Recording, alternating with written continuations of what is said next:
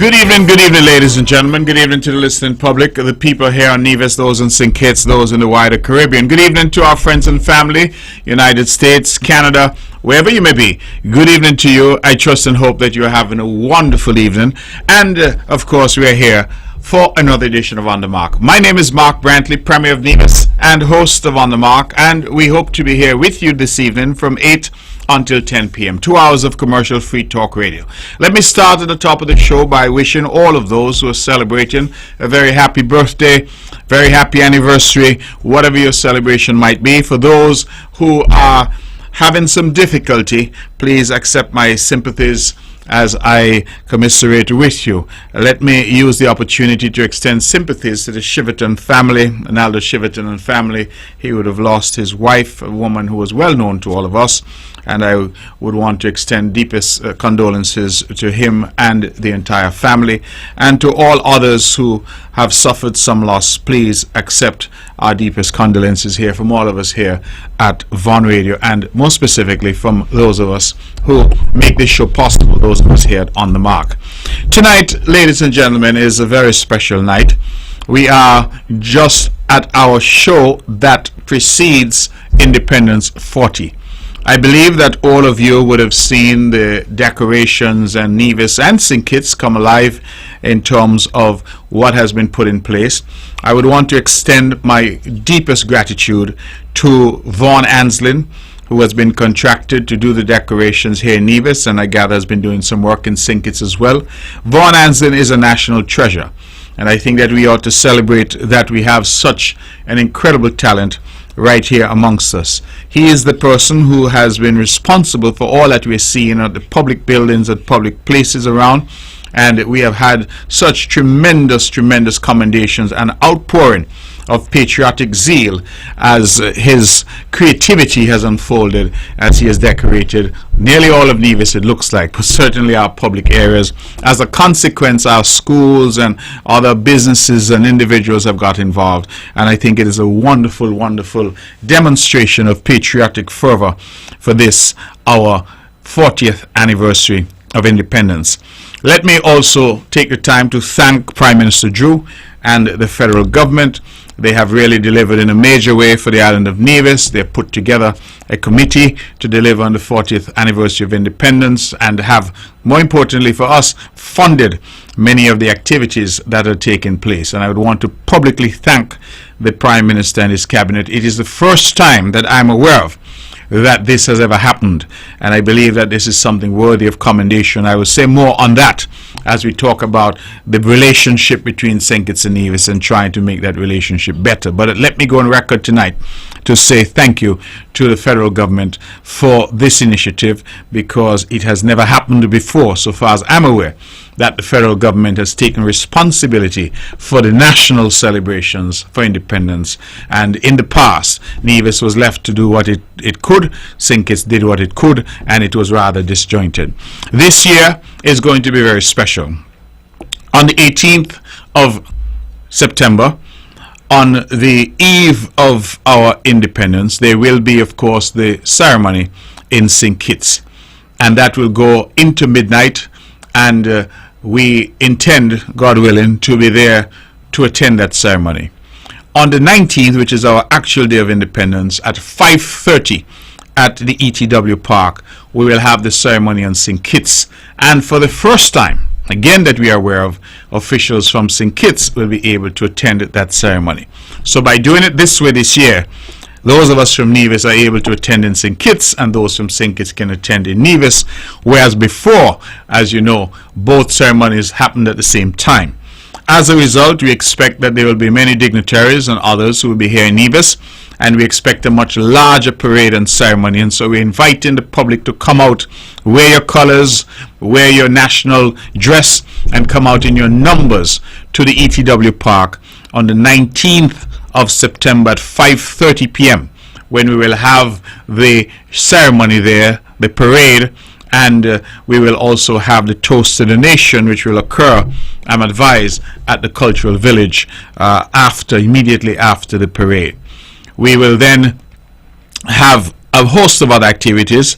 There's a cocktail reception at the Deputy Governor General's residence there on Bath Plain, and we hope again that we would be able to usher in this momentous occasion with the level of pomp and ceremony and circumstance that it truly deserves.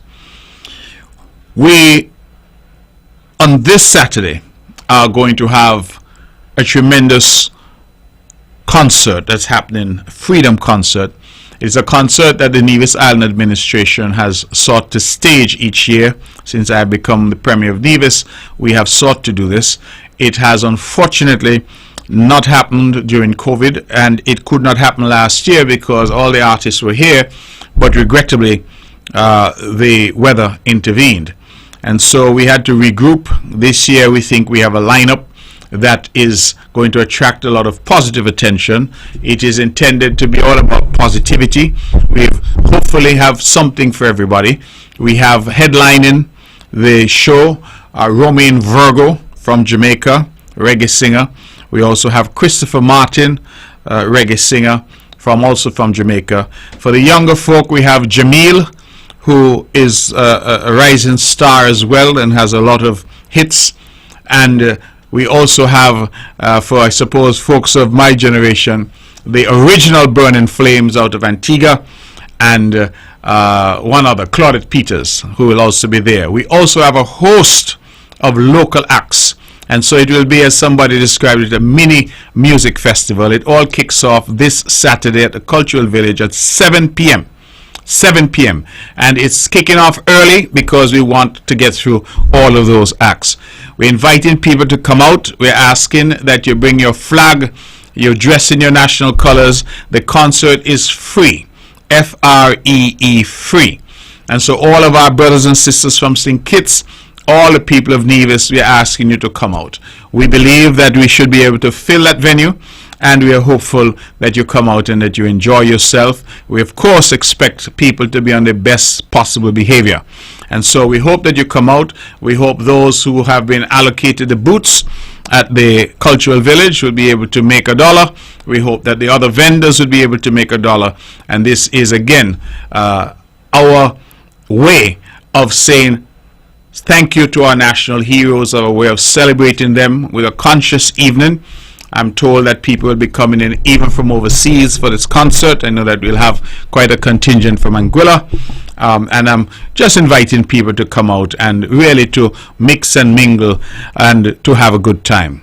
Ultimately, we are standing on the shoulders of those who have gone before and those who have done such human service to build this country.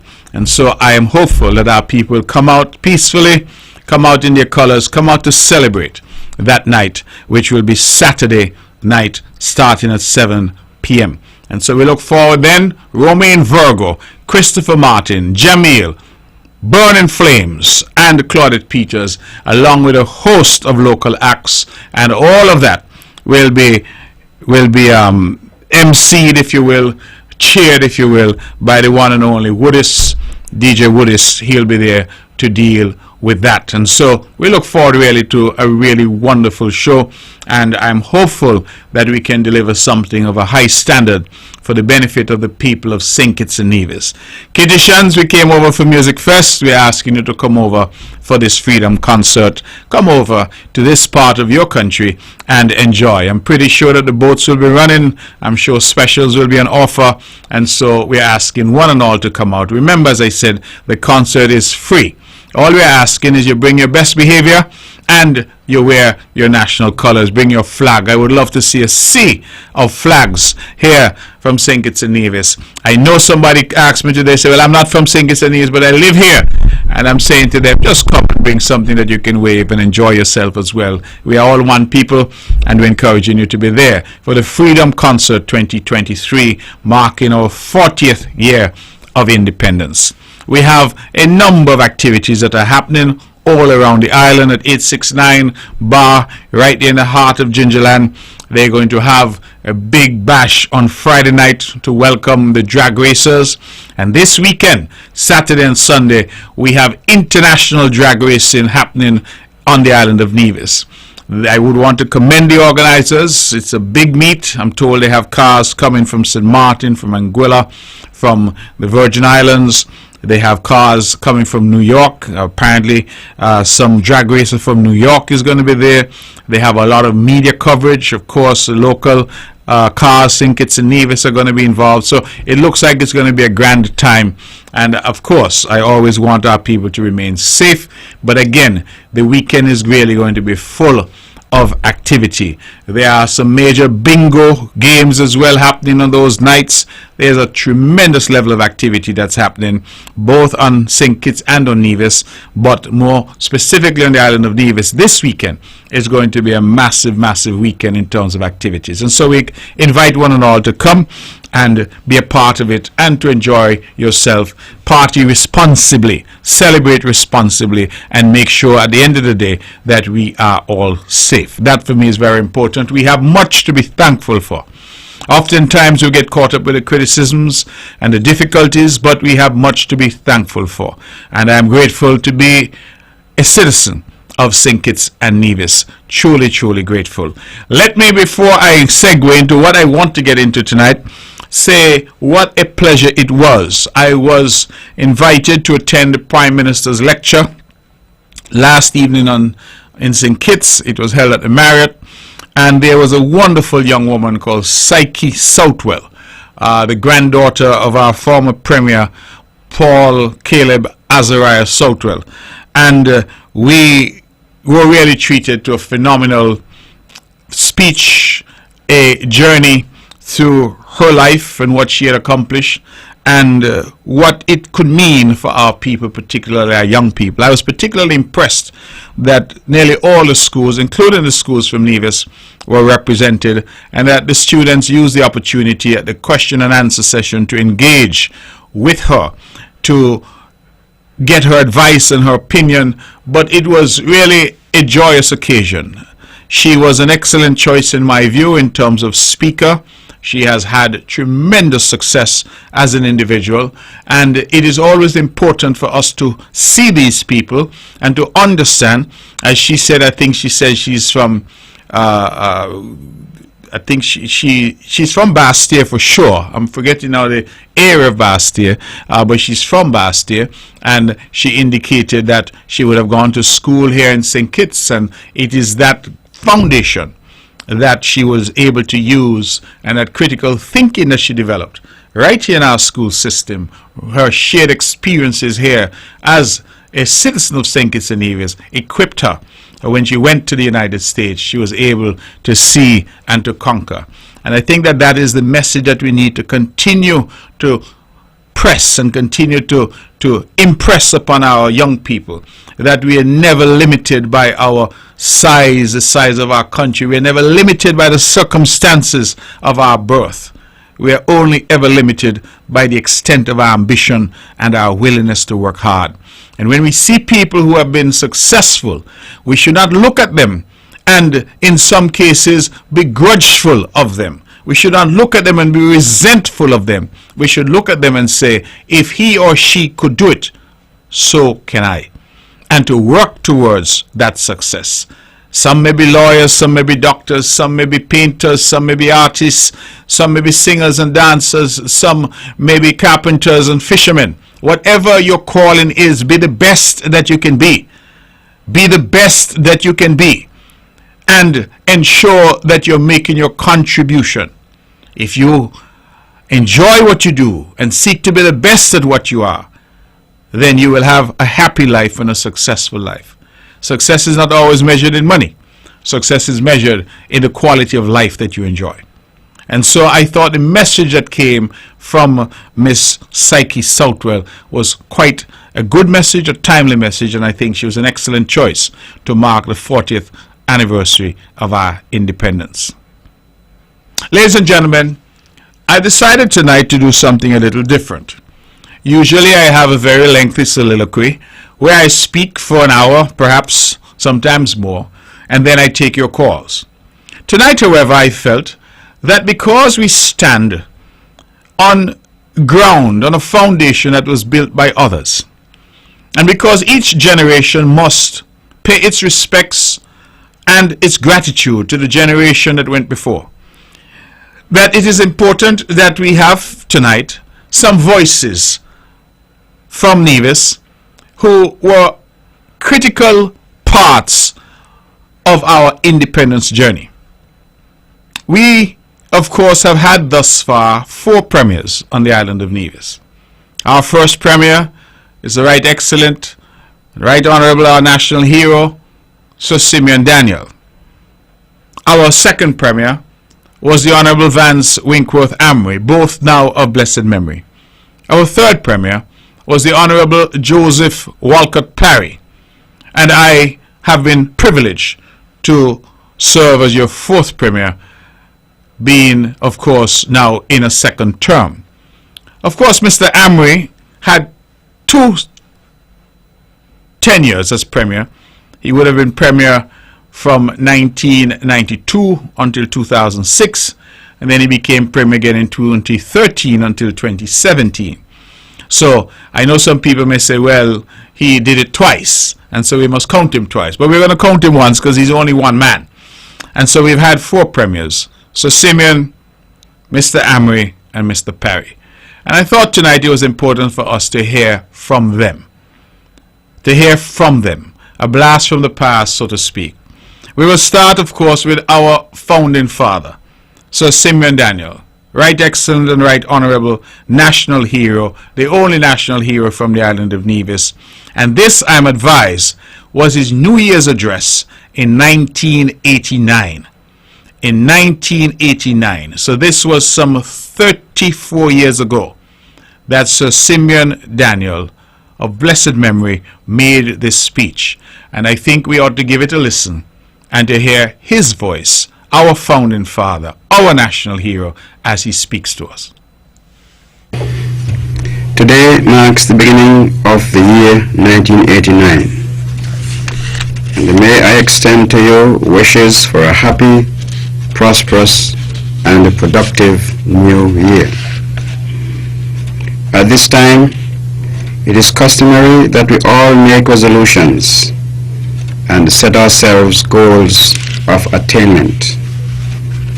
It is also a time of reflection when we cogitate on our achievements and failures. Today, 1988, is all but history. Certainly, it was a year filled with experiences, one of successes and failures, disillusions and fulfillments. However, as a government, I can say we aspired. I can say we achieved. And the realization of the dream of a better Nevis is now being fulfilled. Our greatest resources are our people and our land. We will continue to develop these resources and use them for the maximum benefit for all of our people. It is only when the people of a country own the land do they feel the true spirit of freedom and independence. Government will continue its land reform program and continue to encourage every Nevisian to own a piece of land in the country of his birth. Lands have been made available and are still available to landless citizens at Hard Times, Prospect, Fothergills, Hamilton, Nisbets, Spring Hill, Maddens, Eden Brown, Potworks, and Catesby. At the same time, government is endeavoring to purchase Pease Estate for protection, future development, and posterity. Government's program to assist low-income earners to own their own homes will come on stream this year. Much strides have been made in the development of our agricultural program. More and more areas are being provided with irrigation system, and the marketing of farmers' produce is now being organized. The tourism sector continues to grow. Nevis will continue to advertise itself as an upmarket destination, and we are now seeing the fruits of many years of hard labor. In addition to the existing hotels which have all been expanding, we see Mount Nevis Hotel commencing operations in the last quarter of last year and will continue to expand in 1989 and 1990. We see Fort Charles Condominium making progress and should be ready for opening in 1989. Castle Bay Villas, Hotel de France, and Windward Estates condominiums will continue construction in 1989, and Wally Beach Hotel, which started construction late last year, will continue to build. Paradise Resorts, a 70-room upmarket hotel, is scheduled to commence construction by mid-year. The prestigious Jumes Four Seasons Consortium has been busy during the last quarter of last year, making preparations to commence construction work within the first 8 weeks of this year. The 18-hole championship golf course is already under construction, and the owners are confident that they will be able to open the hotel and golf course for the tourist season of 1990. Although we do not have many light industry operations on Nevis at present, Coilcraft and Nevis Apparel are both projecting growth in business for 1989. Our thrust in developing our infrastructure will continue in 1989. Electricity supply is of utmost importance to our continued development. At present, we can meet the demands of both the commercial and domestic sectors. But with the rapid increase in development scheduled for this year, we must seek to keep pace with our rate of economic growth and satisfy the demands. Government is organized and prepared and will satisfy the heavy demands that we will be called upon to meet. Although we have had some setbacks in our electricity supply, our situation has received much attention in the right quarters. The British Development Division of the British government has been very helpful in this area. We have been supplied with a manager for the electricity department for a 2-year period in the first instance, and the British Development Division has also approved funds for the replacing and upgrading of our transmission lines this year. We hope to complete the electrification of the whole island this year. Government has already placed on an order for a 2-megawatt generator, and it should be commissioned before the start of the next tourist season. Funds for this project was raised by the sale of the venture bonds. Later this year, the first Nivision graduate electrical engineer will be joining the staff, and more engineers are away on training. Later this year, 2 other engineers will be joining the staff of the electricity department. Water has also received much attention, and the supply and quality of service will continue to improve. The South Nevis Water Program has been completed, and work will continue on the North Nevis Water Program this year.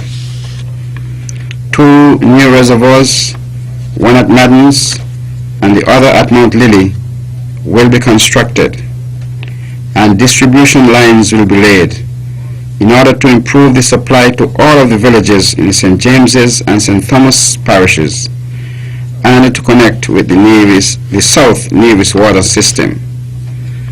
When this program is completed, we will be able to meet all commercial and domestic demands on the island. The British Development Division, the Canadian government, and the European economic communities continue to assist us with grants to carry out these vital programs. Our road system is in fairly good shape at the moment. However, extensive repairs will be made to the island main road, and many more village roads will be constructed and improved during the course of this year. Our telecommunications system, thanks to Scantel, which continues to provide excellent service, and cable TV, Trinity Broadcasting Network, and the Voice of Nevis radio station, all continue to keep us in touch with our people and the wider world. Our ports need special attention this year. Construction work is now taking place on a fire hall at the Newcastle Airport, and the runway is being resurfaced. Plans are well advanced on the lengthening of the airport, and completion is targeted to coincide with the opening of the Jumeirah Four Seasons Hotel in 1990. Our seaport is our greatest embarrassment, and we must tackle this handicap and eyesore during this year. We have always recognized our people as our most important asset. Our program for the continued development of our human resources will be more aggressive. We recognize the need to intensify and accelerate the training and development of our people to meet the challenges of economic growth and the resulting social changes that we are experiencing. In the field of education, we will continue to improve and develop the quality of our teachers by exposing them to more and better opportunities for training and self-development. Our secondary education system has been very successful thus far, and we now have introduced computer studies as a subject in the curriculum. Our sixth form students continue to perform well, although there is always room for improvement. This year, we hope to see the commencement of construction of a technical and vocational wing at the Charleston Secondary School and a remedial wing at the Gingerland High School. Plans for the new Charleston Primary School are now being prepared. All of the primary schools in Nevis and the daycare centers now benefit from our school feeding program. Our Pioneer Adult Education Program was launched in St. Thomas's parishes, and it has proved to be a great success. This year, the program will be extended to St. John's Parish in the Brownhill, Victoria Road, and Bath Village areas. However, the Women's Desk has programs arranged for women in all areas of the island and offers training in self-employment, self-improvement, and other related areas of personal development. Our Youth Skills Program will continue in their quest of identifying modules suitable for presenting to young unemployed persons for training. Some 23 modules are identified for this year, and over 100 young persons will be trained and provided with job opportunities on the completion of their training. We continue to pay a special attention to our health services. The Alexandria Hospital was completely refurbished last year, and we can now concentrate on the procurement of more modern equipment and appliances to buttress our health care program. We will also concentrate on the construction of an emergency unit and improvements in the laboratory area. We continue to expose our nurses to training, and we will be encouraging some of our well-qualified nurses overseas to return and join us. We are still pursuing ways and means of improving the health care we offer to our people. Community health, education, and health care will receive a special attention and support this year. We recognize that as our standard of living improves, the type of illnesses we have to deal with are more like those of the developed countries rather than those of the third world countries. We are rapidly reaching that stage, and we must be prepared. The drug problem will naturally not pass us by. There have been some convictions in the courts, and we must call on our people, particularly our young people, to say no to drugs. I would like to compliment the local police force for the way they are vigilantly seeking to prevent this monster from getting out of hand. We cannot afford it. We will naturally like to see our people, particularly our young people, demonstrate more civic pride in themselves and in the island. Remember that a government is made up of those who govern and those who are governed. In other words, all of us form the government, and all of us should work together for the common good. However, we are encouraged by the number of community improvement clubs that are being established all over the island, and the government will continue to give every encouragement and assistance to these clubs and the Youth Council. In the past, government has done much to improve recreational facilities for our young people. Substantial amounts were spent on improving Grove Park and on the construction of a modern netball complex. The expenditure has been justified. In February this year, Nevis will host the Red Stripe First Class cricket match, Trinidad versus the Leeward Islands. And at Easter time, Nevis will again host the OECS netball tournament. Keith Atherton, the third division to gain selection to the West Indies side, is doing us proud. And Crescencio Flaherty, the first division to gain selection to the West Indies netball team to tour Australia this year, is further justification for the investments we have made in developing our sporting facilities. As we continue to construct and develop sporting facilities at Jessops, Barnsgate, Fountain, Newcastle, Maddens, Hickmans, Cronies Old Manor, St. John's, Brownhill, and Bath Village, we trust that our young people will make good use of them and care them and make themselves shining ambassadors of the country we love so much. And so, as we stand on the threshold of a great and prosperous year for Nevis, we have seen the vanquished political parties unite to face the challenges of the new year. But I invite the victors and the vanquished to unite. Bury the swords, the daggers, the hatchets, the guns, for in the end, only Nevis and Nevisians will get hurt, and by ourselves. Let us, in 1989, resolve to display that zeal and enthusiasm for togetherness, the solution or key to building a better Nevis. This is our country. Individualism will take us thus far and no further.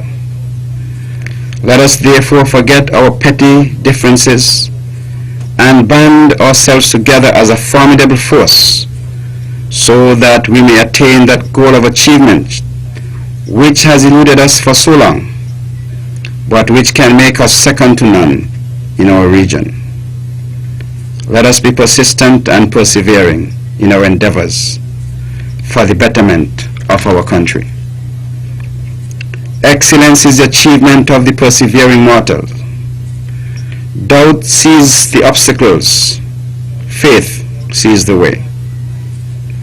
Doubt sees the darkest night, faith sees the day. Doubt dreads to take one step, faith soars on high. Doubt questions, who believes? Faith answers, I. Let us reach out in the unknown of 1989, and with a living faith and trust in God, that we shall achieve. Let us also sound the clarion call to Nevisians who are forced to leave their homeland to return. Your country is ready to welcome you home. We are ready for you. Friends, countrymen, on behalf of my government, my family, and on my own behalf, may I again extend to you profound wishes for a peaceful, prosperous, and productive 1989.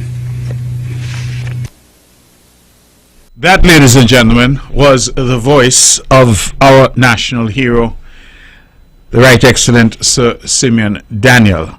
While he was speaking, I was reminded that a second national hero, Sir Nathaniel France, was also from Nevis. He tends not to be remembered as being from Nevis because, of course, he made his contribution on the sister island of St. Kitts. But I thank the person who messaged me with that correction. So, in fact, Sir Nathaniel France and Sir Simeon Daniel, both from Nevis. Well, that was the voice of Sir Simeon, our first Premier of the island of Nevis, and in many ways, the founding father, the foundation of all that was. And this was a New Year's address by him, but we thought it was a good address because it set out what the plans and programs were for his then NRP-led administration. But it also said something very profound. It talked about putting down our swords, putting down our daggers, and coming together.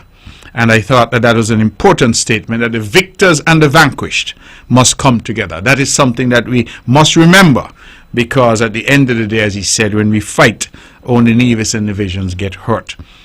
Wonderful message that resonated in 1989. We are now here 34 years later, and that message is still resonating.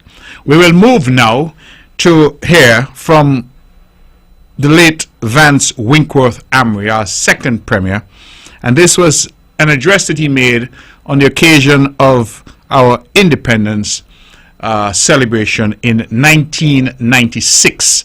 And so we will hear from the Honorable Vance Amory now. Citizens, I speak to you today, 19 September 1996, as we celebrate the 13th anniversary of the independence of St. Kitts and Nevis as a sovereign country. While we reflect on our past achievements, this anniversary celebration is of extreme significance to our island home, Nevis, as we too think of our own independence. The idea of independence is not new to us, as Nevisians since 1882 have believed unwaveringly in our ability to achieve the well-being of our island and its people. Today, we are facing the greatest decision in the history of our country.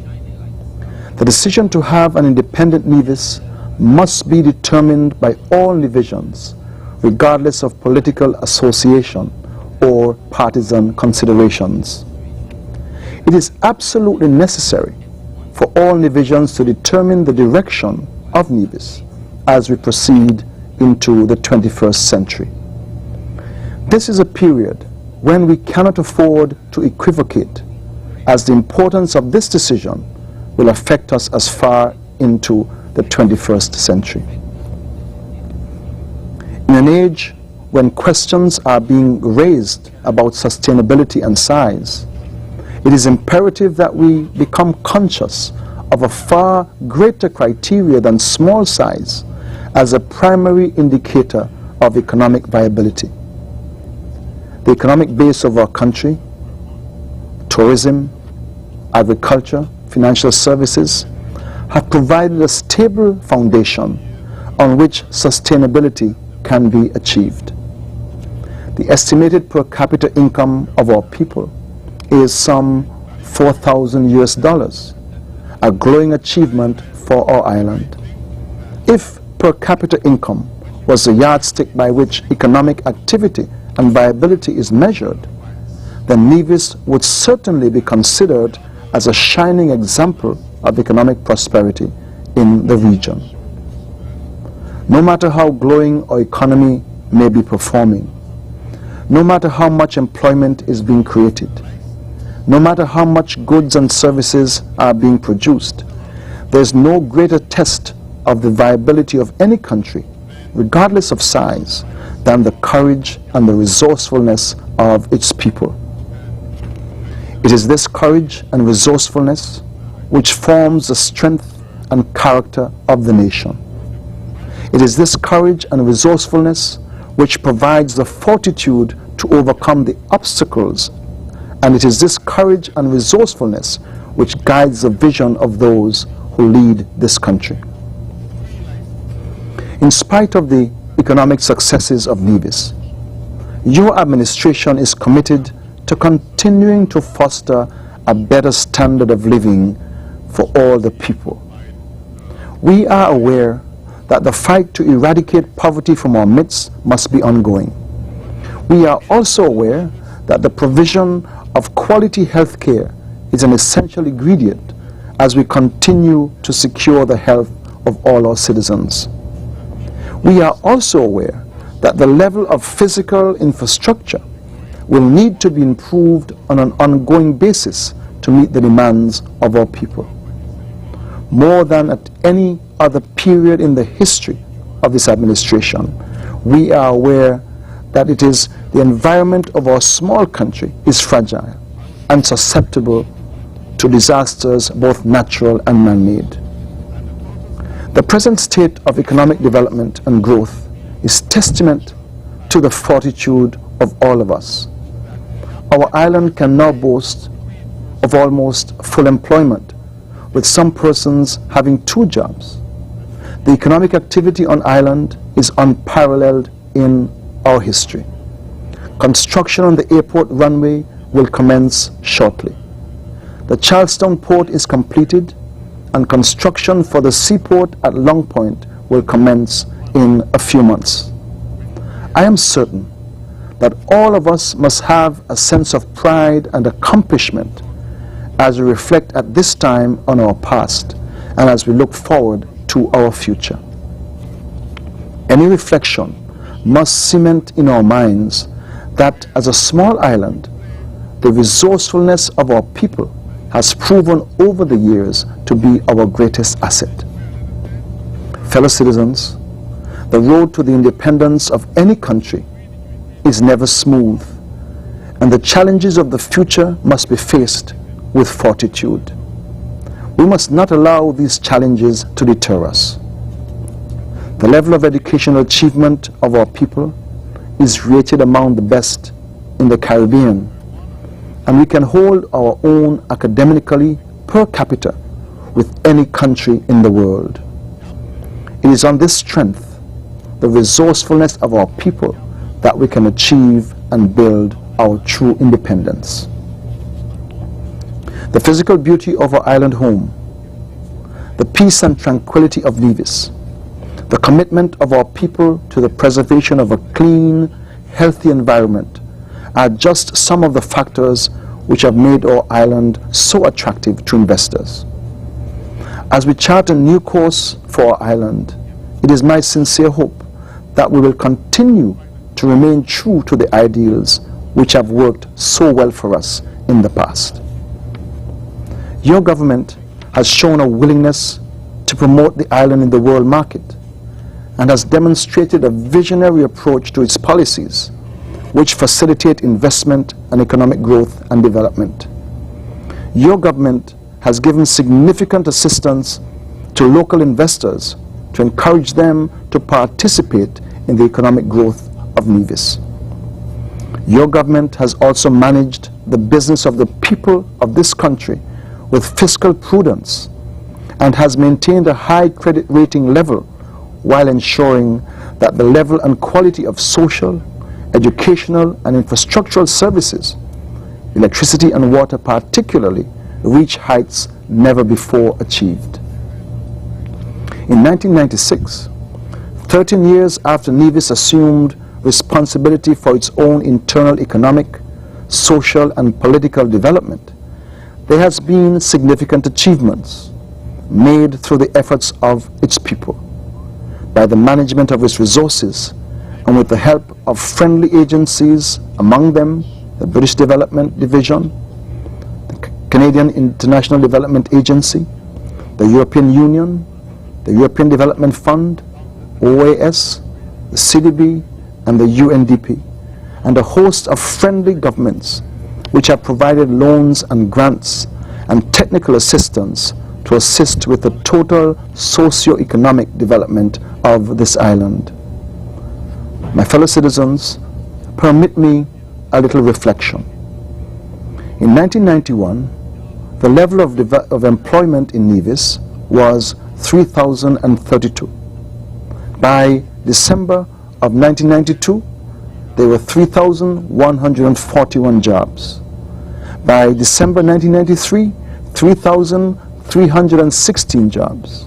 By 1994, 3,671 jobs. For 1995, 3,946 jobs. And up to June 1996, the registered jobs in Nevis had risen to 4,055. In 1984, the recurrent revenue for Nevis was $5.7 million, and the recurrent expenditure was $9.5 million. By 1991, the recurrent revenue for Nevis was some $25.2 million, and the recurrent expenditure $23.48 million.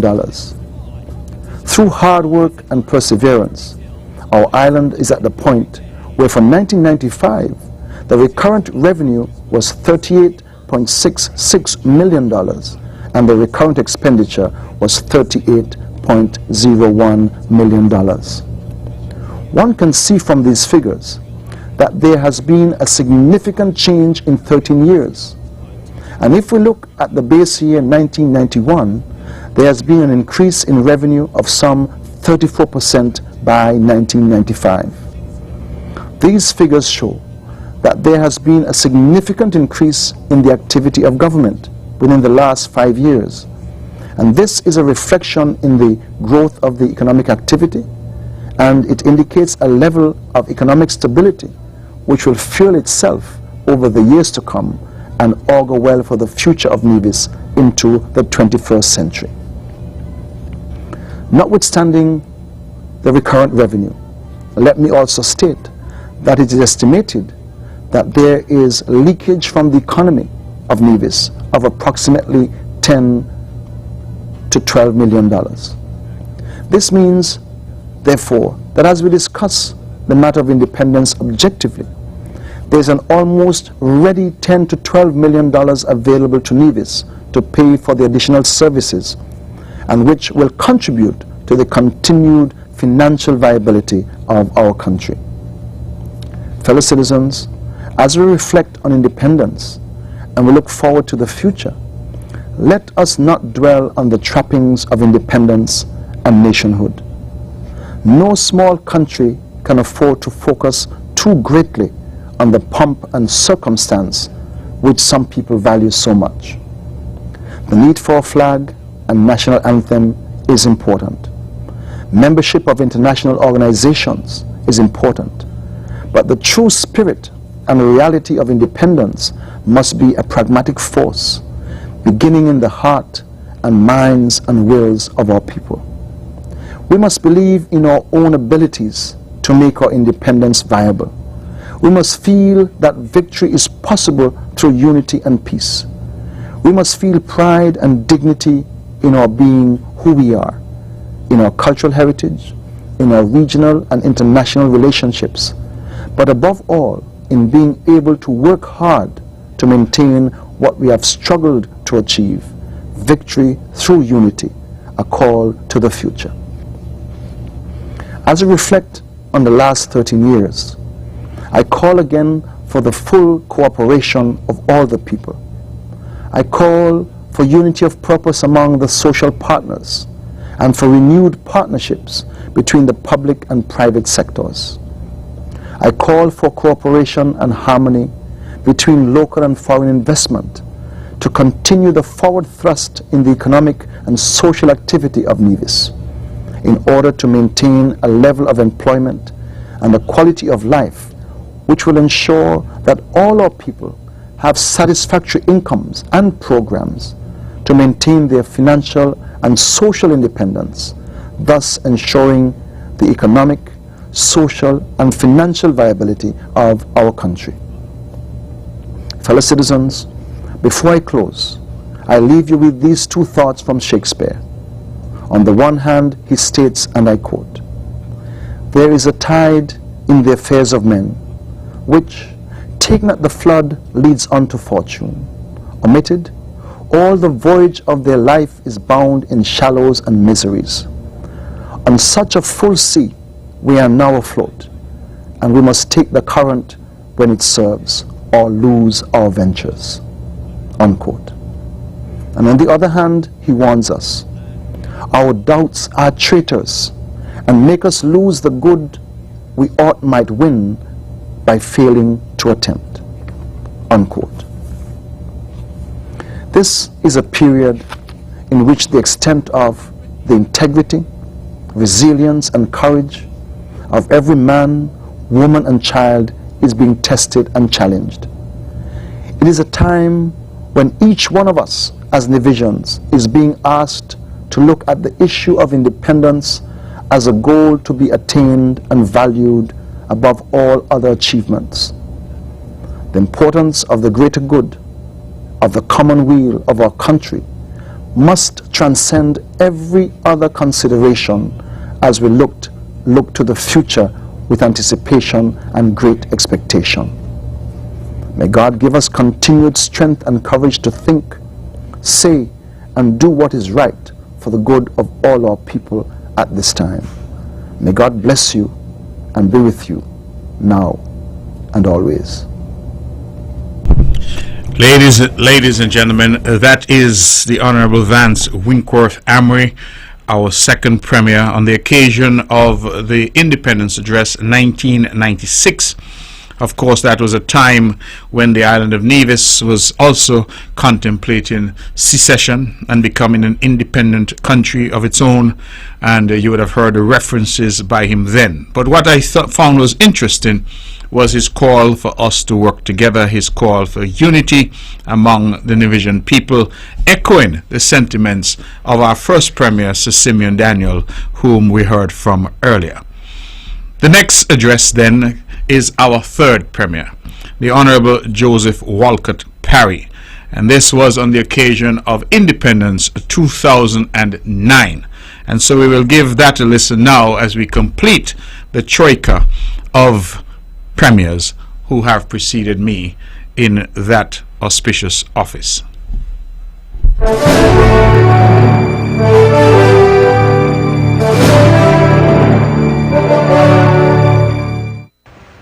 Today, the 19th of September, is our Independence Day.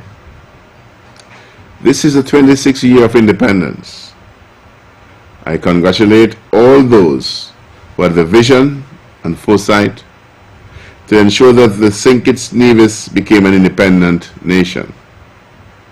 I congratulate all the people at home and abroad for the great work achieved over these 26 years. In particular, I congratulate the people of Nevis for assuming the responsibility of nation building with such dedication and vigor. We have achieved much. We have every reason to be proud. From a country which was associated with a system of poor quality roads, water problems, and electricity blackouts, we are now in a position where we have a regular, reliable water supply, better quality roads, and a developing electricity system. We are very strong in the field of education. I must congratulate Camille Wilkin and Mr. Adjoa Lloyd for their outstanding performance in the test of standards. I must mention the Ivor Walters Primary School in particular for their great performance, but I also congratulate all the children in all the primary schools for their improved performance. I congratulate the teachers for their hard work and the parents for making a special effort to work with the children and to support them in every way. I appeal to all parents to continue support because they will be rewarded with children who understand the importance of excellence and will continue to perform through their academic career and will emerge as well-balanced adults and good citizens who will continue to build the island of Nevis. We are all proud of the outstanding performance of Kaylin Nisbet of the Charlestown Secondary School and Trevor Nisbet of the Gingerland High School in the CXC exams, and we all congratulate Miss Sasha Gode for winning the state scholarship. Michelle Slack too must be applauded for achieving second position and for gaining outstanding results. This year we have the most passes at Cape level, and 54 students passed with 7 subjects or more from the 2 high schools. I am to thank the heads and the teachers for their great effort. I congratulate the parents and I urge the children not only to make use of the next 2 years in sixth form, but to use their successes as a platform for even greater successes in the future. We continue our efforts to ensure that our children get the best education possible on the island of Nevis, and that the environment in which they study is conducive to positive performance. The government is presently investing an additional 4 classrooms at the Charlestown Secondary School and a new staff room which will be ready for use in January 2010. Shortly, construction will start at the St. Thomas's Primary School for 2 additional classrooms, and the school's meals program will be introduced at the Charlestown Primary School and the Gingerland Primary School. Preparations are underway in that plans are being finalized to locate 2 kitchens, one in Charlestown and the other in Gingerland, for preparation of meals for the primary schools. The position of director for the school meals program has been created. The objective is not only to ensure that the school's meals program is properly established, but that the right kind of food is prepared for the children. We hope that in the long term, we'll get the children to eat local, to be more health conscious, and also that they'll see the benefits in producing food for themselves in their backyards and to have little plots around Nevis as well. We want to establish what is grown locally as superior to imported food.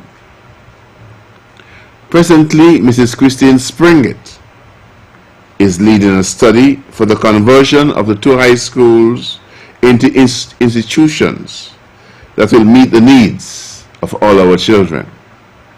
The Education Department, led by Mrs. Lornette Connor and Mr. Joseph Wilshire, has been asked to spearhead a study into our value system.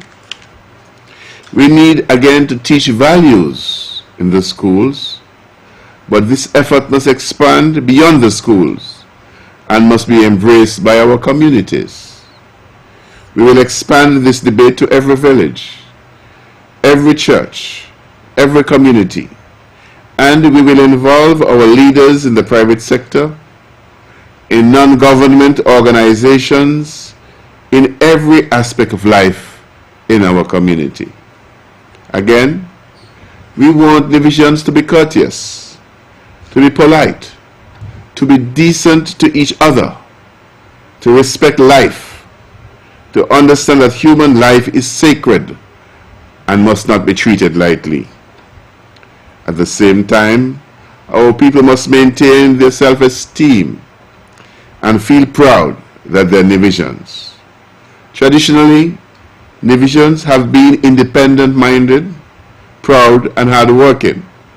This generation and succeeding generations must be reminded of these traditional values. I mentioned the matter of crime. Many of these efforts that I have outlined will help to build our people. Will also take us away from the path that leads to crime. We continue our training efforts at home and abroad. As part of the education process, we are also doing this to strengthen our efforts to reduce the level of crime on the island.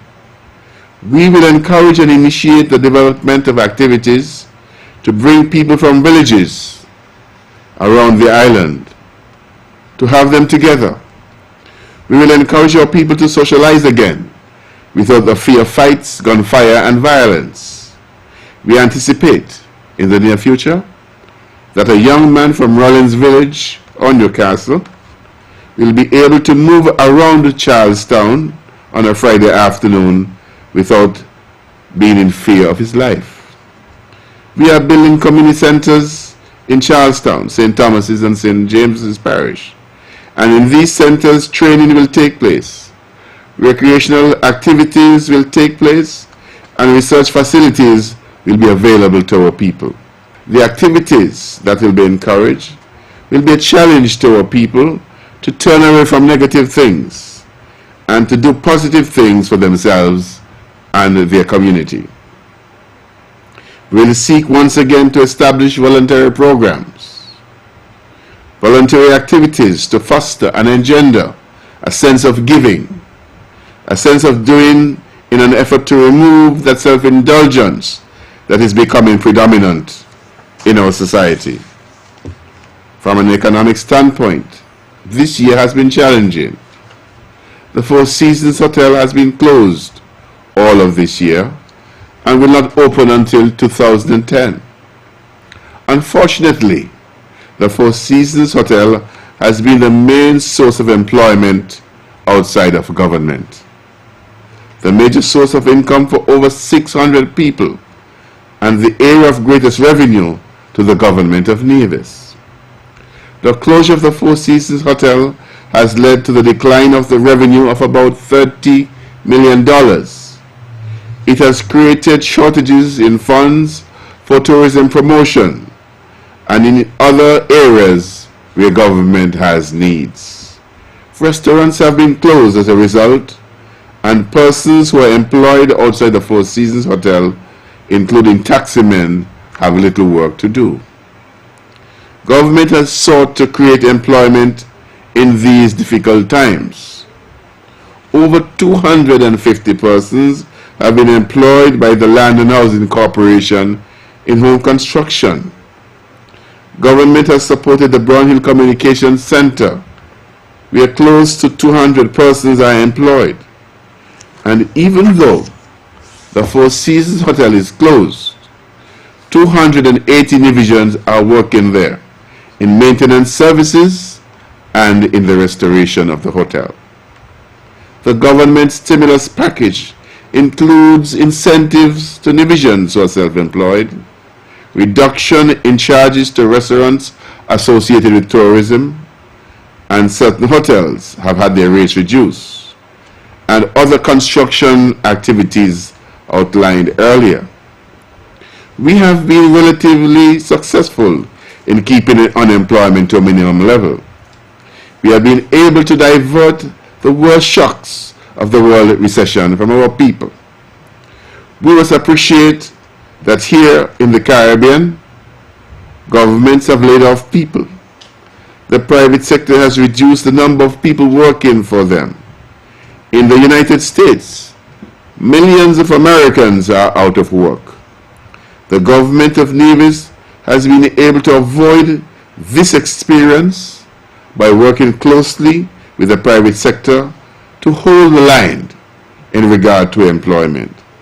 Government has absorbed most of the shocks of the world recession in order for our people to continue to thrive. As we continue the journey in 2009, let us realize that the difficult times are not over. They will not be over until the Four Seasons reopens. So we will continue to face financial challenges. Nevertheless, let these difficult times serve as an opportunity for us to change, for an opportunity to pave a new direction. Let us learn a lesson now that the Four Seasons cannot by itself sustain the economic development of the island of Nevis. We need other activities, other investment opportunities. We need to take new initiatives, and so we are pursuing the matter of geothermal energy. We are working with a group out of New York, a NAMDA group, to develop a shopping center downtown Charlestown. We are pursuing the establishment of an Aman hotel in the Indian Castle area. We are working towards the development of a small resort in the Herbert's Beach area. These activities are part of the economic diversification process. This process will continue and will ensure that this country will do well even if the Four Seasons closes again. With geothermal, we will be generating cheaper energy. We will be supplying energy to St. Kitts at a cost that will benefit the people of Nevis financially, and will be creating jobs and more jobs on the island of Nevis.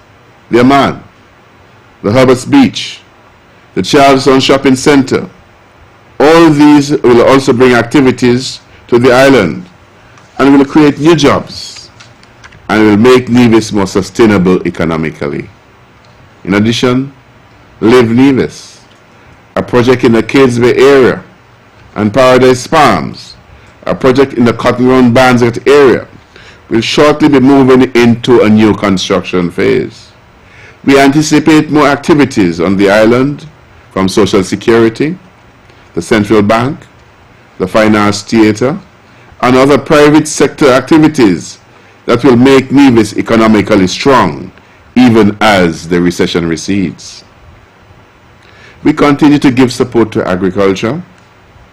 This year, the Department of Agriculture has been able to boast that the island has been self-sufficient in a number of areas: onion production, tomatoes, and other fruits. The abattoir has produced processed pork products and the processed beef products. The Taiwanese government is investing in a farming experiment at Cades Bay, and we anticipate that as we continue to develop tourism, that the development of agriculture will be closely aligned to it. We continue our efforts in health development. We have a brand new ultrasound machine and a brand new X-ray machine at the hospital. A new medical center is being constructed in Brownhill, and we continue to work with our doctors to provide a healthy system on the island of Nevis. We are aware that a healthy nation will be a productive nation. We have made arrangements with Cuba in cases which we cannot handle on the island. Minister Daniel will be traveling to Cuba shortly with a number of patients so that their problems ranging from cancer to diabetes can be addressed. And I can assure you that we will ensure that our people are exposed to the best treatment that is available. In the field of culture, We have had one of the best cultural armors this year. If we continue to work in our schools, our villages, and our communities to ensure that our people understand where we came from and we are going, I'm satisfied that the cultural activities on this island will grow from strength to strength. I have witnessed outstanding performances by Diana Hobson's group, the rhythm dance group, and from the masquerades of Cotton Ground and Gingerland. I have seen the boys' choir, and I have witnessed the outstanding performance of the joint choir led by Mrs. Camelia Lawrence. I'm particularly pleased with the performance of the children from the special education unit, who seem to be singularly blessed with talent in the performing arts, and who stole the show just a few nights ago at the performance celebrating the beginning of the new school year. There is a new cultural awareness among our young people.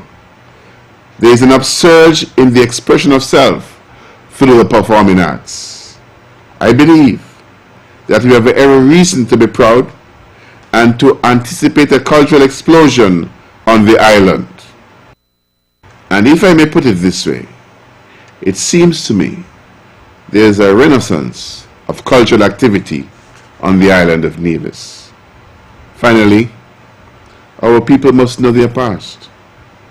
We must understand our value system. We must celebrate our culture, and we must embrace family and the community. With this in mind, we have begun at the national level to identify and honor outstanding sons and daughters of Nevis. The name of El Camino Willett rings around the island. El Camino Willett, the first legal islander to make the West Indies team. Young, great bowler. Dora Stevens and Cicely Hull may not be known as much as we know of Willett, but their achievements are as great, and their achievements are written in the fabric of our recent past. Elizabeth Pemberton and Ines France have been pioneers in education, and we all know the paths carved out by Arthur Evelyn, Earl Swanston, and Levi Morton. In knowing them, we are anchoring our lives as a people and building a bridge to the past that will help us to plot a way to the future. This effort is only the beginning. When the pages of history of Nevis are read, the readers, the young generations, the people who are yet unborn must be able to say, I want to be like Swanston. I want to be like Cicely Hull. I want to be like Elizabeth Pemberton, or Ivor Stevens, or Simeon Daniel, or Ines France, or Levi Morton. They are our leaders. We must embrace them, and we must make sure they become the role models of future generations. I end by saying, happy 26th anniversary. Enjoy the parade. Enjoy the drag racing. Enjoy all the activities. Be careful. Do everything in moderation. And may God take us out and bring us back home. And may His good graces surround us and embrace us. God bless Nevis, and I thank you. That, ladies and gentlemen, was the voice of our third Premier, the Honorable Joseph Walcott Parry, making an independence address in 2009. As we know, he became Premier in 2006 and would have served until 2013. That brings me to the end of our look back, if you will. We spent much of the show listening to our first three premiers of the island of Nevis, And I thought it was an important exercise that we hear their voices, whether we agree with them or we don't agree with them, whether we supported their party or we don't support their party. The truth is, as you listened to the various addresses, you heard in those addresses the plans and programs and progress that the island was making. It would be really a falsity for us to say that, oh, Simeon Daniel did nothing for Nevis, or Vance Amory did nothing for Nevis, or Joseph Parry did nothing for Nevis. We may not agree with all that they did, but I think we can agree that each of those leaders contributed, and that we today in 2023, as we celebrate 40 years of independence, that we are in fact better off as a country, and that we have a foundation that each of us now, myself, who's now privileged to be in that position, but certainly those who will come later, should be able to build on that foundation. And so I thought it was an important exercise. This show has a large audience. In fact, whilst I was off camera, I was checking our live feed, I was also checking messages, and many people, including people abroad, Nevisians in the diaspora, were saying that they appreciated hearing the voices of our former leaders. And so we had Sir Simeon Daniel, we had the Honorable Vance Amory, and we had the Honorable Joseph Parry. Sir Simeon and Vance Amory are of blessed memory. The Honorable Joseph Parry is still here, but we acknowledge them, and we acknowledge the contribution that they would have made. And I think that sometimes when we get into the cut and thrust, the to and fro of our politics, we need to keep that in mind, that we may differ. We may differ in terms of direction, we may differ in terms of approach, we may say that we have better plans, we may critique and criticize the plans of the others, but at the end of the day, we should never lose sight of the fact that all of us are trying to make a contribution to Nevis. And that is why I've been so passionate on this show over the years, to say that whatever we are doing in the cut and thrust of our politics, we must not forget that Nevis belongs to all of us. And sometimes I think the rhetoric is such that people confuse an attack on the existing party or the existing government with an attack on Nevis. Some end up attacking the island and portraying the island in its most negative light as a means to try and attack the government of the day. And I'm saying that we need to rise above that. We need to put country above self. We need to recognize that we have political differences, and those differences should be about policy and approach, not about seeking to either attack people individually or seeking to denigrate that which all of us must hold dear, which is the island of Nevis. Ladies and gentlemen, this is now 20 past the hour of 9 o'clock. I know some might have been waiting to call in. I am reminded that this is still a call-in program, and so the numbers to call are 869-469-1616 and 869-469-1700. Those are the numbers to call. This is the eve of our Independence 40, which we will celebrate on the 19th of September, which is in a few short days. As I indicate, we have quite a few activities planned. We have 869 is having a major event on Friday night to welcome the drag racers. The drag racers are here on Saturday and Sunday. We have a massive freedom concert featuring some major artists locally and internationally, which is happening in Nevis at the Cultural Village on Saturday at 7 p.m. And then, of course, we have the independence celebrations themselves, which will occur on the 18th, night of the 18th on St. Kitts, and the night of the 19th on Nevis. Let's go to the phones then and take our first call. Good evening, you're on the mark. Good evening, Michelle. Good evening to you, my dear. How are you? I am well, thank you. Good to hear you. Okay, 1 Thessalonians 4, verse 11 and 12. And that he studied to be quiet, and to do your own business, and work with your own hands, as we commanded you, that he may walk honestly towards them that are without, and that he may lack of nothing. Have a good evening. Good night to my family over there in Canada, and may God continue to bless you. I'm happy to hear the dead people and them alive because they talk about the independence, what they have done for the country. And good night. All right. Well, thank you very much. Thank you for the scripture. And you're right. It is important that we hear these voices. I reflected the other day that there are many of our students now in school, in fact, many of our young people, including many of our young voters, who would never have heard the voice of Sir Simeon Daniel. There are many of these young persons who would not have been a part of all of that, the politics and the development, and many see a lot that we have now and take it for granted. So it's good that we remind ourselves and the generation that is after us of what was and who were the leaders of the time that helped to build this island. Let's go back to the phones. Good evening, you're on the mark. Yes, good night, Mr. Brantley. Carmen. Yes, Carmen, how are you? I'm not too bad. Yes.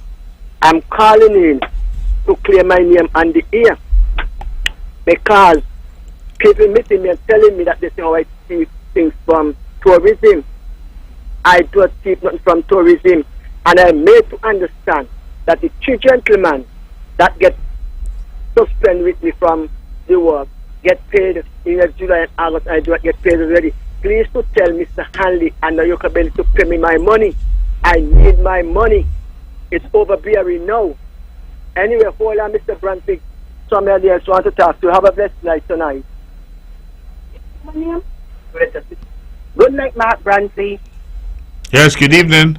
This is just LeBron, right? I have a message for in Cotton Ground. She name what? Violetta Seabrook from Cotton Ground, right? She met me in town Friday, and she told me that Cleon Simmons said she's going to give me a lawyer, take me to court, and Caroline Duncan. Please to tell that young woman you to kick him out of my business. Because she like a fly. All right, okay. Callers, please. This show is not for that, okay? I understand you want to talk, you want to send messages to people. If you want to call and tell somebody stay out of your business, call on their phone and tell them, right? Or send them a letter, or go and see them. But we don't do that on the show. So I apologize for cutting you off. I don't mean any discourtesy, but we don't engage in that level on this show. We try our very best. If we're going to have a conversation, we have a conversation of matters that are impacting the community as a whole. Carmen, you called some weeks ago. You said about money is owed to you. I made a commitment to you. I have responded to you to tell you that that is being sorted. I'm sorry that you had to call back, but I don't know anything about stealing and all of that. Again, these are not matters that I would want to contend with on the air. And insofar as young Miss Brown, I think you said your name is concerned, if you have a message for somebody, please call their phone and give them the message. This is not the medium for that. So I do apologize. I mean no discourtesy, but we need to maintain the standard of what we work so hard to create here on the mark. Let's go back to the phones. Good evening, you're on the mark. Good night, Mr. Brantley, and how are you doing? I am doing fine, thank you. Good to hear you. Okay, I'm going to read my scripture now. Sure. It's taken from Hebrews chapter 11, and I'm going to read 3 verses. Now faith is the substance of things hoped for, the evidence of things not seen. For by it the elders obtained a good report. Through faith we understand that the worlds were framed by the word of God, so that things which are seen were not made of things which do appear. And I would like to tell you tonight, put God first in your life, and remember that no weapon formed against you shall prosper. Have a blessed night. Much love and respect to you and family. Stay focused. Okay, good night. Thank you so much, and I truly appreciate the kind words and the encouragement. You always come with something encouraging, and that is certainly something that I appreciate. We're taking your calls, ladies and gentlemen, at 869-469-1616 and 869-469-1700. Let me go on record to thank a number of people who assisted in the cleanup, the white goods cleanup that we did. We did last weekend in Lower St. John's. We did the weekend prior in Upper St. John's. I want to thank the Honorable Troy Liebert. I want to thank Tash McCoy, who was the principal organizer for this activity. I want to thank all of those who volunteered, King Astro and a number of youngsters from Upper St. John's, a number of youngsters from Bath, from Cherry Gardens. They all came out in their numbers and helped. We were able to help quite a number of our residents clean their yards of white goods, old fridges, old stoves, old washing machines, etc. I got some much needed exercise because I was there working with the guys, and I think that we had a good time. These are community efforts, ladies and gentlemen, important. I put this together as part of my contribution for Independence 40. I know that other representatives are doing projects throughout their constituencies, and I certainly encourage all of our people to do something tangible. Let's go back to the phones. Good evening, you're on the mark. Hey, good night, Mark. Good evening. Good night. I would like to say, here up to the brother, whether in America, aggressive, Colin, and Blau. Hey, and I said, for sure you are listening now. I like all the program. So just keep up the work. Okay. All right. Thank you very much for that. And I hope whoever you're sending a message to, Colin and the guys, that they have heard you clearly.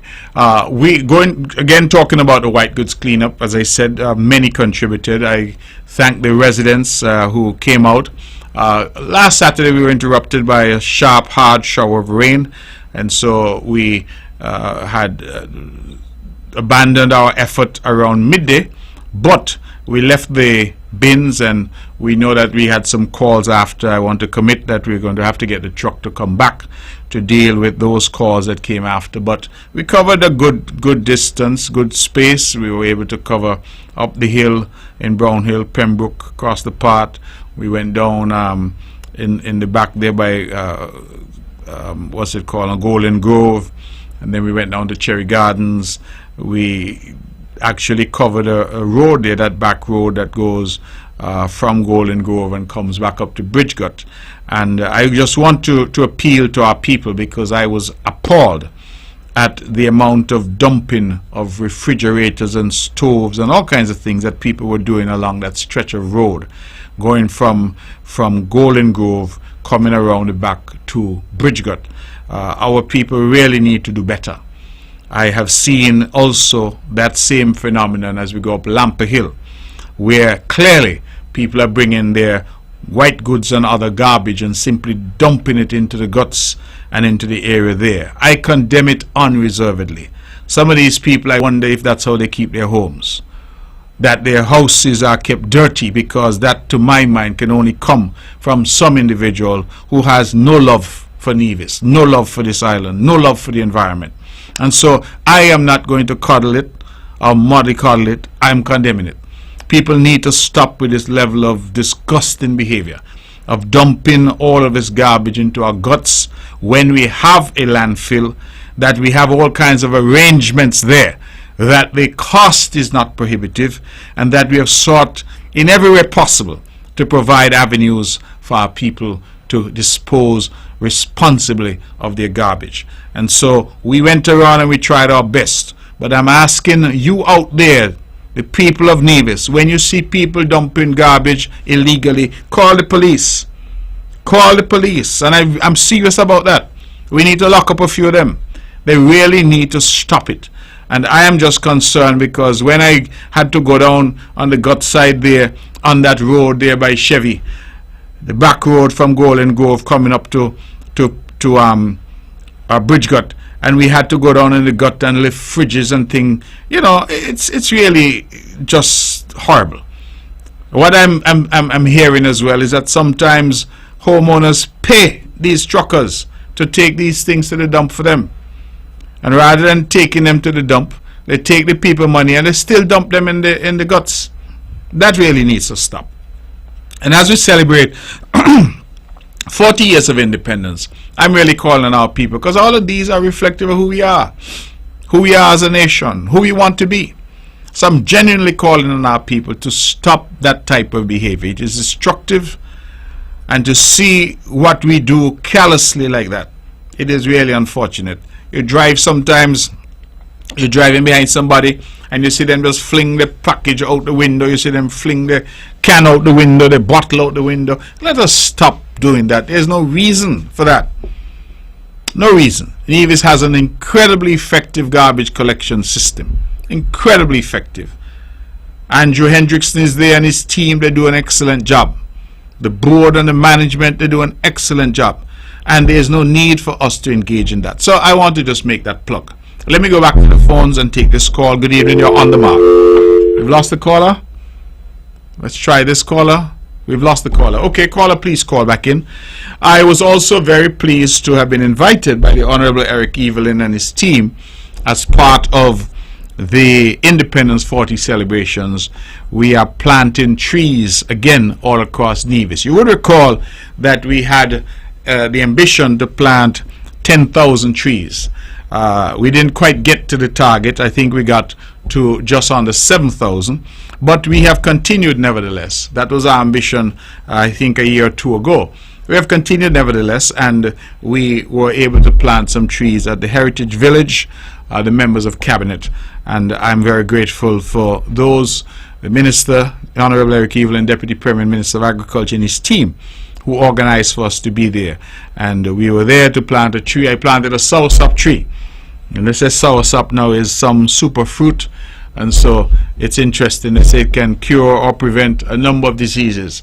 And so I was able to plant that tree, and who knows, maybe in the fullness of time I could get a soursop off the tree that I would have planted. And so very happy to have been a part of that.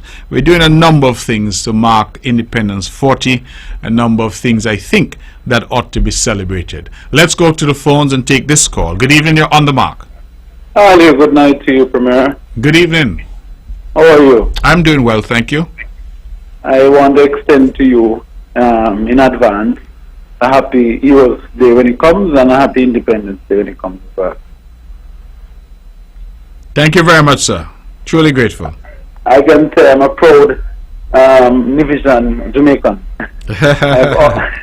I've always owned Nevis as my own. And so I want to commend you and your staff and all the persons in Nevis who have made it possible for us to enjoy the upcoming Independence Heroes Day weekend that is coming up. But I want to pay, for tonight I want to pay respect to Sir Simeon Daniel, who is your national hero. I think there should be another division, but let us talk about Simeon Daniel first, and then I'll make the case for another division. I believe that they haven't understood the history of Sir Simeon Daniel. I want to take it outside of the politics, but what he stood for Nevis, what he believed Nevis should in terms of how the Constitution was framed to ensure that Nevis was not left out. And so I want to commend Sir Simeon Daniel, who is a true patriot of Nevis, who stood in defense of Nevis. And so I want the people of Nevis to, over this Independence Heroes Day weekend, to get the chance to really ignite that spirit of Simeon Daniel, and ignite that spirit of that patriotism, that spirit that did not believe, whether you were NRC system, he believed in Nevis. And so I want to commend Sir Simeon Daniel and commend him for his contribution, whether it is through via the Bank of Nevis, via his input in education, his input in the tourism boost that started in Nevis. So I want to commend. But I also want to pay respect to Vance Amry, Sir Vance Amry, who was a very good leader, having understood his history, was also founding father of the CCM. And I want to commend Vance for his contribution to Nevis. I call him the gentle giant. He was very gentle in his disposition. He was very gentle. Whenever you'd meet him, he didn't even speak loud. You didn't realize, you couldn't understand.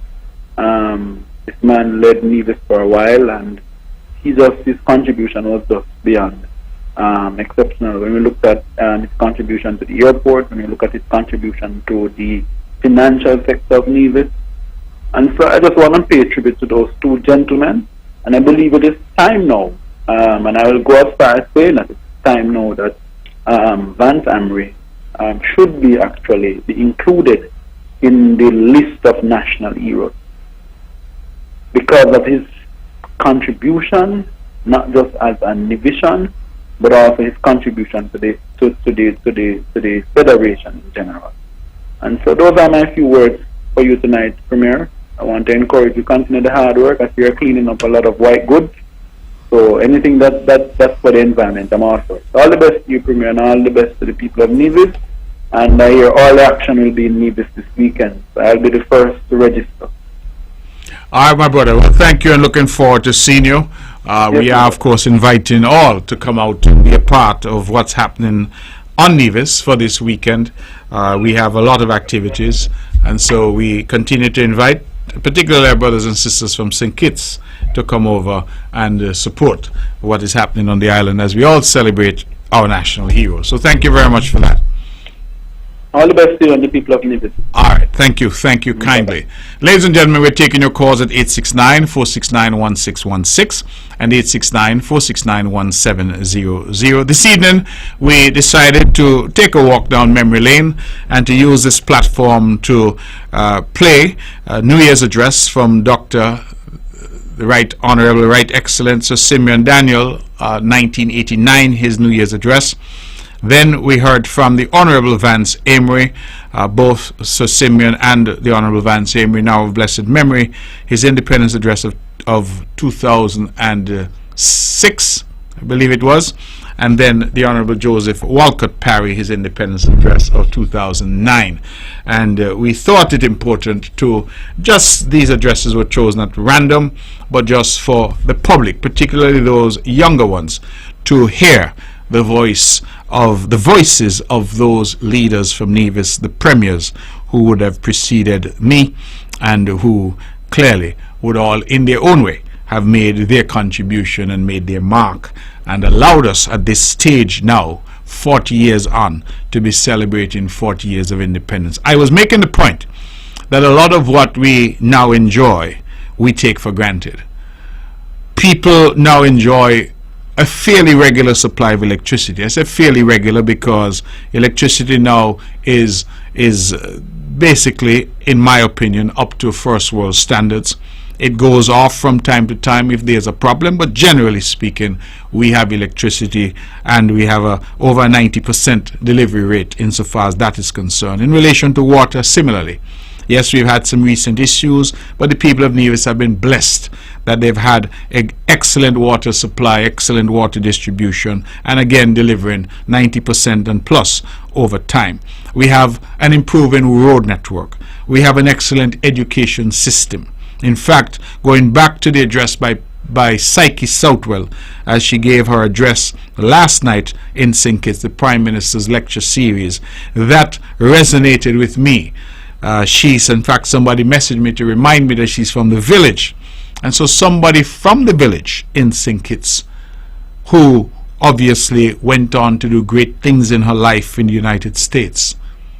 We look around us and we find so many of our people from humble beginnings, very humble circumstances, but who have come through our education system, who have gone on, whether here or elsewhere, to do great things.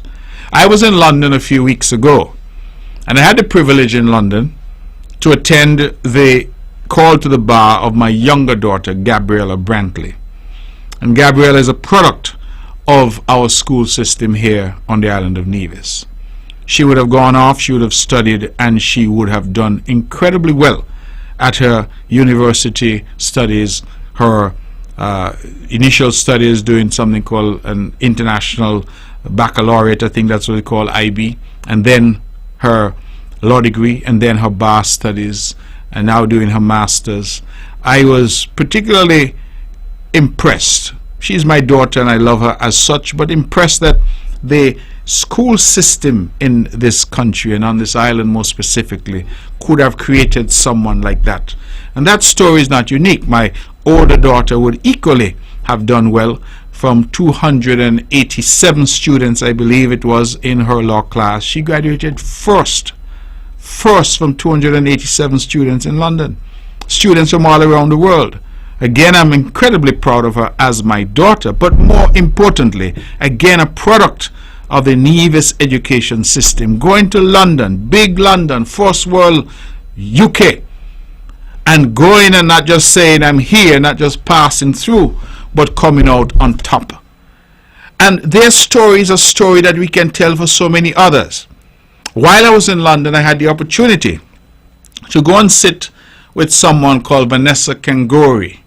And Vanessa Kangori is the head of Vogue magazine, British Vogue. As we know, Vogue is one of the leading fashion magazines in the world with an incredible reputation. And when I spoke to her, it turns out her mother is from St. Kitts. Her father, I believe, is from Kenya. But she spoke to me about going to school in Tabernacle. And again, the early impetus, the early training, the early experiences that these high achievers have been right here on this island. We look around, we see divisions positioned in high places, in major companies, Microsoft, Google, you name these companies, divisions are there. And I continue to say that there is so much that we have to be proud of. Notwithstanding the naysayers, notwithstanding the things that are said from time to time, notwithstanding our problems, because of course we have problems, but we have so much to be proud of. When I look in New York, I see somebody like Doc Gishard, Hilary Gishard, and what he has achieved. I look at our former ambassador to the OAS, my friend, Dr. Everson Hull, from Bath Village. And many don't know that Dr. Everson Hull, from Bath Village, Nevis, was the first ever PhD economics graduate from Howard University. The capstone, as they call it. Many of us don't know that. Do we know that he served in the Reagan administration? From Bath. And you could go down the chain. I mentioned Hilary Gishard, distinguished businessman. You mentioned somebody like Tony Sadio, who ended up revolutionizing real estate in New York. These are people who are from us, of us, who came out of our country. If you think about it, Mr. Arthur France created the Leeds Carnival. These are Nevis people, you know. Nevis people created the Leeds Carnival. And a lot of these are unsung heroes. And I'm saying it is important that we recognize them at home, those abroad. Mr. Parry mentioned El Comito Willett, the first division to play cricket at the West Indies level, and the first Leeward Islander. He opened the door for others who followed. And so we can't forget. We must celebrate them. Derek Parry. We must celebrate Keith Atherton, Stuart Williams, Carl Tuckett, Renarco Morton, young Kyron Powell. All of them have put us on the world stage. And so while there are things that we must be concerned about, and negatives to be sure, there are so many positives as well, that all of us, 40 years of independence, can look to and say, we are proud of this little island and this little country that has created so many. I have not even bothered to go over to St. Kitts, because the Kittitians are far more qualified to speak to those from among them who have excelled. But all of us have known of the exploits of Elimat. All of us have seen the exploits of the footballers, Keith Kayamba, Gums, and others. We have heard the names of those who have excelled.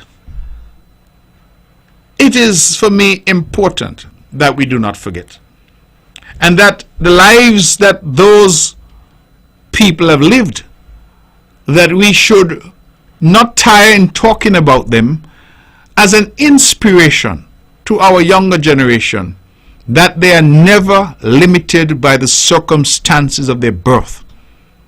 Too many of us subscribe to the view that, oh, me from Brownhill or me from Cotton Ground, oh, me born poor, oh, me family no had nothing, oh, me come from a single mother household, oh, we not nothing to eat, and therefore we succumb to that sense that we are less than.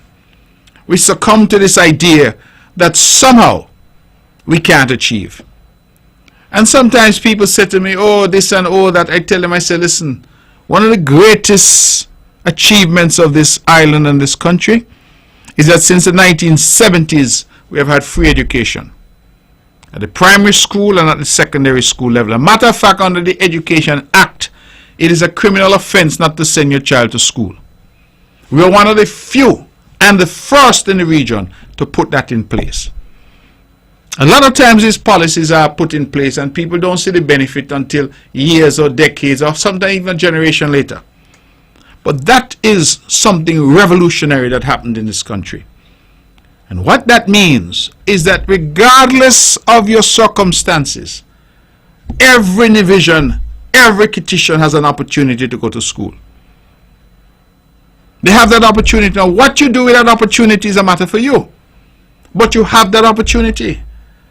And I have seen so many of us, when I look back at my class, people who went to school with me, and I say, well, all of them have done well in their own right.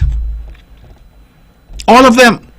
Not all have gone on to university, but that is not the only measure of success.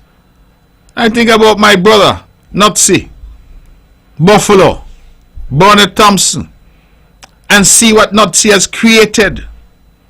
His own creativity, doing something for himself and his family, hard working, and still having time to represent Nevis in basketball, in cricket. He couldn't play football, but certainly basketball and cricket. Calypso. And look at my brother Astro, and what he has done. Sam. All of us grew up together. You know, you have to start to say, listen, we must look at our people. We must see what it is they've done, what it is they've achieved. And rather than some who have the habit of calling down and denigrating and cussing and criticizing and grudge and bad mind people, look at them and say, listen, look at what they would have been able to do. You know, when we had this Windrush scandal in the United Kingdom, and I pay such profound respect to that generation, Theodore Hobson, Irving Brantley, my father of beloved and blessed memory, Bertram Roach, who just passed away, Ken Evelyn, so many, Mitch Lewis from Brownhill, so many of us who left. And when my father told me the story of going to England, he said to me he had no reason to go to England, but everybody was going, so he decided to go too. Because he said at the time he had a little boat and he had some livestock, and so he was considered to be doing well.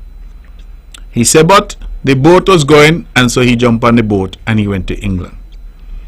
He described to me that when they landed in England, now, let us for a moment consider. This ain't no time with Google and internet and all of that, you know. We're talking about the 1950s. These are not people who were able to research England.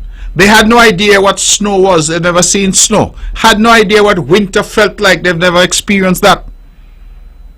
And they took that journey by sea, which took several weeks to take them to a far distant land and a far distant life. And they would have landed on the docks in England not having a clue as to what they were going to. I want us sometimes to reflect on the bravery, the audacity, and that audacity can only come from hope that these divisions and Kittitians had to make that journey, not only to England, but to Canada, to the United States, to Cuba, to Trinidad, to the Dominican Republic, to find work to be better able to support their families. They went to the U.S. Virgin Islands, to Puerto Rico.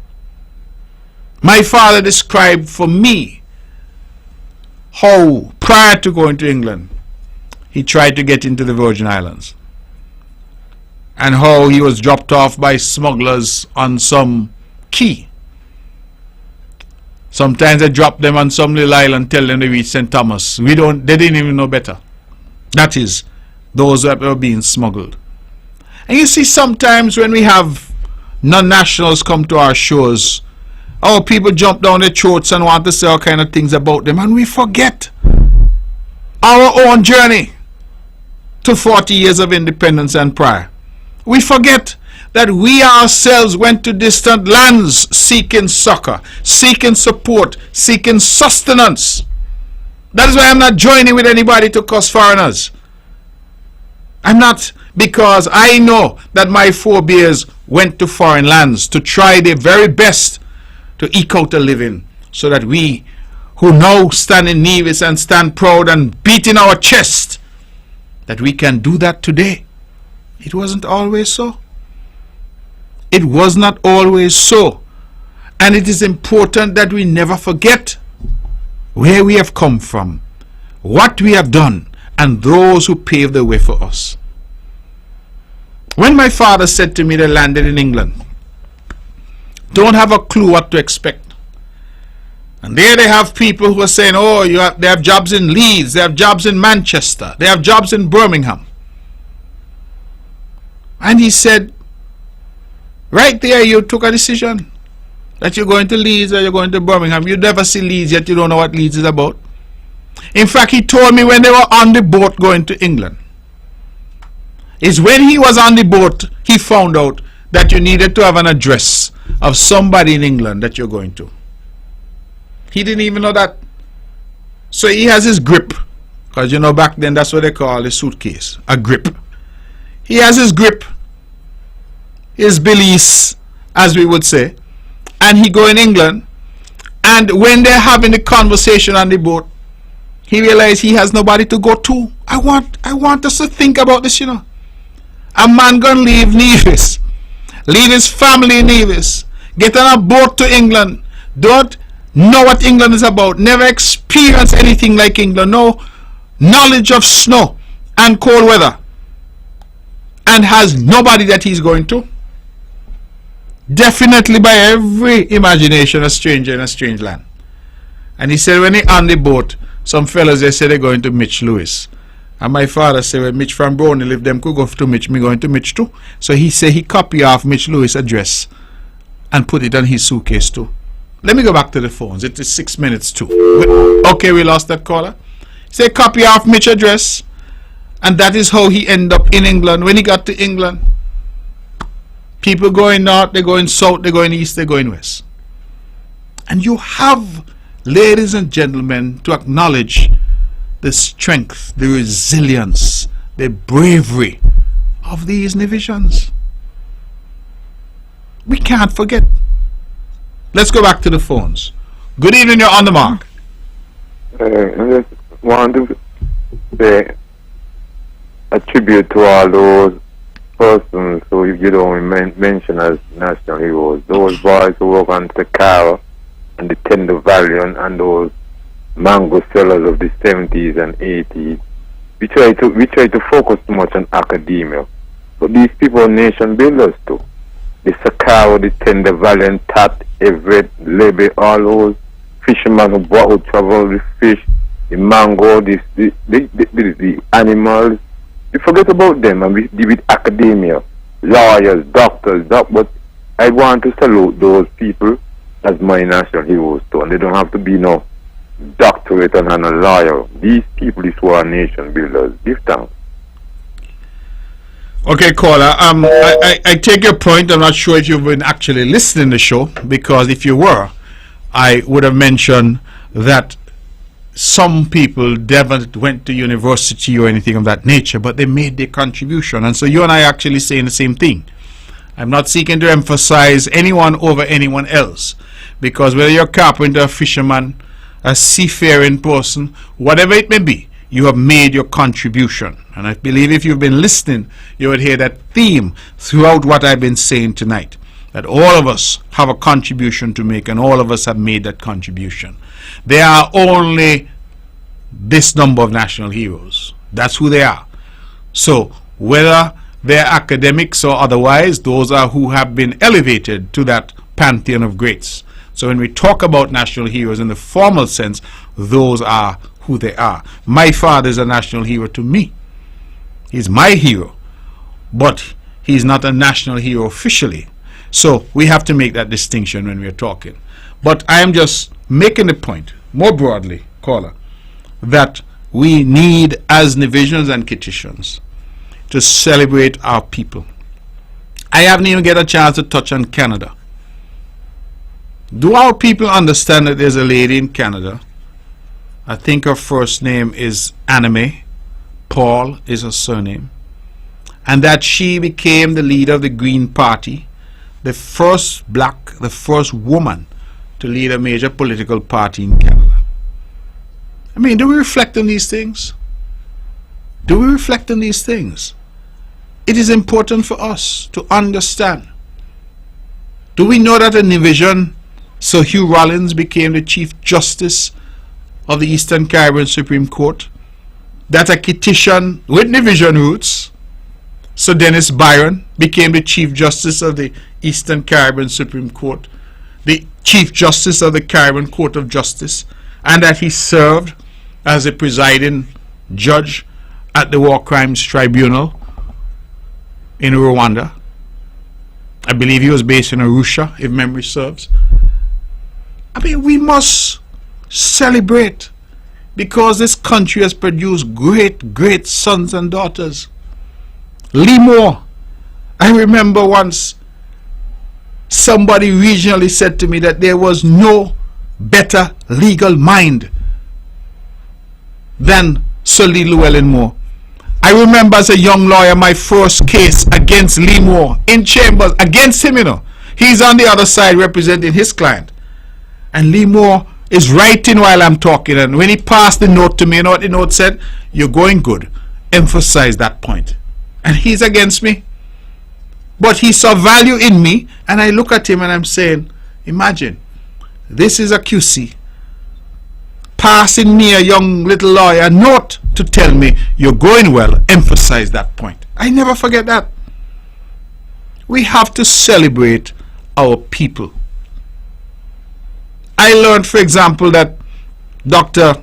Liebert, Linton Liebert of blessed memory, it is when I went to Jamaica to study that when a Jamaican heard that I was from Nevis, he said, do you know Dr. Linton Liebert? He said he was the most brilliant surgeon that came out of the medical faculty in Jamaica. I did not even know then that when Bob Marley and his family got shot, that Dr. Liebert and others were the team of doctors that operated on them. How many divisions know that? That he was involved in the first, I believe, was open heart surgery that was done in Jamaica, if memory serves. These are important things, ladies and gentlemen. Listen, we small, we come from a little small place, but that has never ever determined our altitude.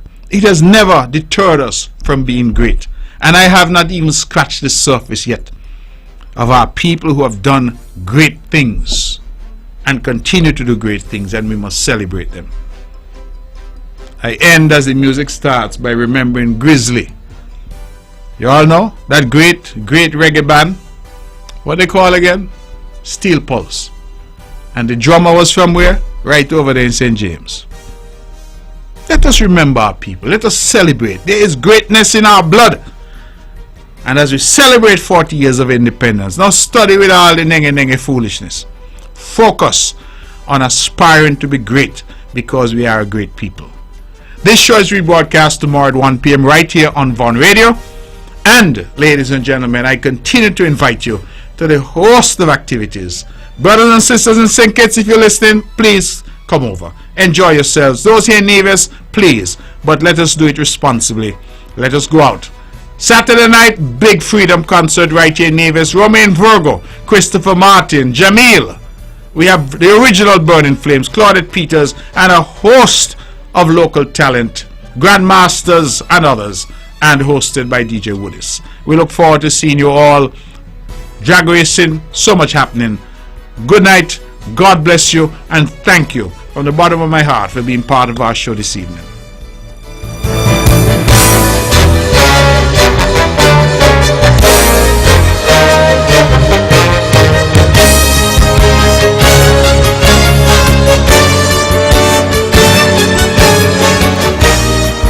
The views and opinions expressed on the preceding program were solely those of the participants and do not necessarily reflect the views of the Nevis Broadcasting Company Limited or its